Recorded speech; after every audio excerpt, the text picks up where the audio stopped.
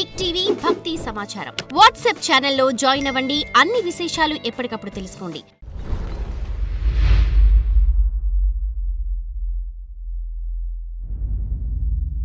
తన చిన్నతనం నుండి కూడా శివుడు అతన్ని ఎంతగానో ప్రభావితం చేశాడు.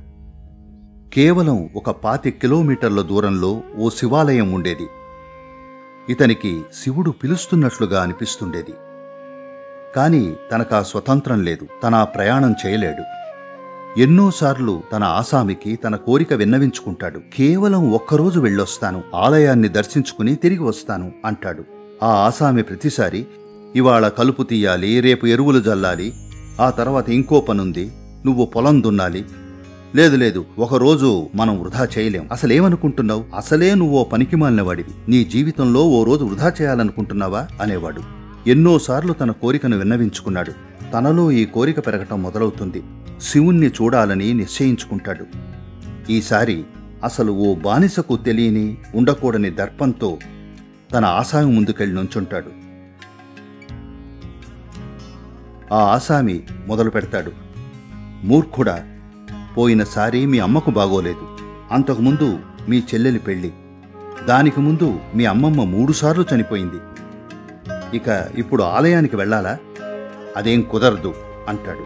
ఇతను, నేను పనంతా ఇవాళ పూర్తి చేసేస్తాను, రేపు ఒక్కరోజు వెళ్ళొస్తాను అంటాడు. ఆ ఆసామి ఏదో కరిగిన క్షణంలో ఇతనిలోని ఈ కొత్త దర్పం వల్ల ఇతనిలో కనిపిస్తున్న ఆ కొత్త ఉత్సాహాన్ని చూసి ఆ క్షణంలో ఆ ఆసామి, సరే వెళ్ళు, సాయంత్రానికల్లా వచ్చాయి అంటాడు. అన్నాక అతనేం చేశాడో గమనించుకుంటాడు. అప్పుడు వెళ్లే ముందు ఈ 40 ఎకరాలు దున్ని వెళ్ళు, ఇప్పుడు సాయంత్రం అయింది, తెల్లారేసరికల్లా నువ్వు దున్నేసి అప్పుడు ఆలయానికి వెళ్ళు అంటాడు. అతనంత మూర్ఖుడు కాదు. ఆ ప్రయత్నం కూడా చేయదలుచుకోలేదు. తను వెళ్లి పడుకున్నాడు. తన వ్యవస్థ అంతా కూడా ప్రకంపిస్తుంది. పర్యవసానం ఏదైనా సరే ఆలయానికి వెళ్లి తీరతానని తనకు తెలుసు. తన శరీరం అంతా ఓ కొత్త రకమైన శక్తితో ప్రకంపిస్తూ ఉంటుంది. మరుసటి రోజు అతను లేచేసరికి పల్లెలో ఓ పెద్ద కబురు వ్యాపిస్తుంది. అదేమిటంటే, మొత్తం 40 ఎకరాలు దున్నబడి ఉంటుంది. తను బయటకొచ్చి చూసి దాన్ని నమ్మలేకపోతాడు. ఆ ఆసామి నోరు వెళ్లబెట్టి చూస్తుంటాడు. ఆ ఆసామి భార్య, బిడ్డలు అతని దగ్గరకొచ్చి కాళ్ల మీద పడ్డం మొదలు పెడతారు. అతని పేరు మనకు తెలీదు. సాధారణంగా అతన్ని దున్నేవాడంటారు. అతనిదంతా నమ్మలేకపోతాడు.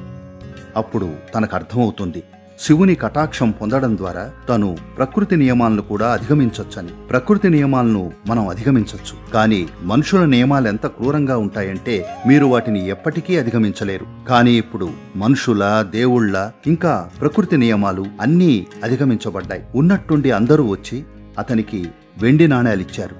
కొంతమంది ఆహార పొట్లం, కొంతమంది చేతికర్ర ఇచ్చారు. అతను గుడికి వెళ్ళనున్నాడు. అతను ధన్యుడు. ఇతని కోసం ఆ శివుడే వచ్చి 40 ఎకరాలు దున్నాడు అన్నారు. అతనెంతో ఆనందంతో గుడి దగ్గరికెళ్ళాడు.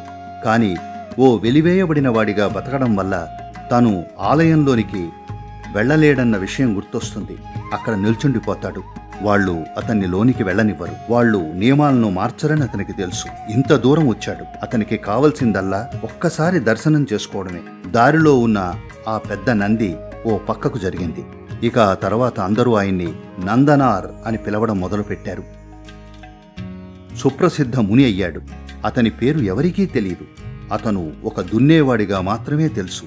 ఎందుకంటే తన జీవితమంతా తను చేసిందదే. మనం అతన్ని భక్తుడు అని కూడా అనలేం. జిజ్ఞాస గలవాడంతే.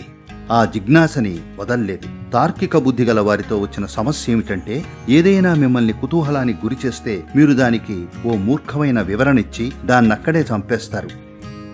చాలా మందికున్న బుద్ధి జిజ్ఞాసతో బతకలేదు. వాళ్లకి ఇవాళే ఏదో ఓ సమాధానం కావాలి. రాత్రి పడుకోబోయేసరికల్లా ఓ నిర్ధారణకొచ్చేస్తారు. ఓ ఇది ఇలా, అది అలా అంటూ. స్కూల్లో ఏవో కొన్ని పుస్తకాలు చదివినంత మాత్రాన గ్రహం మీది ప్రతి మూర్ఖుడు తనొక శాస్త్రవేత్తను అనుకుంటాడు. ఆ పిచ్చి పుస్తకం ఇప్పుడు చెల్లదు. సైన్సుకు చెందిన ఎవరూ కూడా ఆ చెత్తని ఏమాత్రం ఒప్పుకోరు. ఇక్కడ ఇంకా విశ్వమంతటా కూడా అంతు చిక్కనివి ఎన్నో ఉన్నాయి. మీ వద్ద ఆ ప్రశ్నలన్నింటికీ జవాబులిచ్చేందుకు సరిపడా మేధస్సు లేదు. ఆ కుతూహలంతో ఉండండి చాలు. అలా ఉండగలవాడే నిజాయితీ గల మనిషి. తనకి సమాధానం తెలియదు అన్న విషయం తెలిసినవాడు ఒక నిజాయితీ గల మనిషి. అలా కాక ఓ అల్పమైన సమాధానాన్ని వెతుక్కునేవాడు మూర్ఖుడు. కాని తను తెలివైనవాడు అనుకుంటాడు. కావలసిందల్లా ఇదే. మీరు ఈ జిజ్ఞాసతో ఉండండి చాలు. మీ హృదయంలో భక్తి ఉంటే అది అద్భుతం. మీ హృదయంలో భక్తి లేకపోతే మీ బుద్ధి మిమ్మల్ని గాబరా పెడుతుంది. ఆ జిజ్ఞాసని అలా ఉండనివ్వండి. ఉండవలసింది అంతే. For more videos like this, subscribe Big TV channel.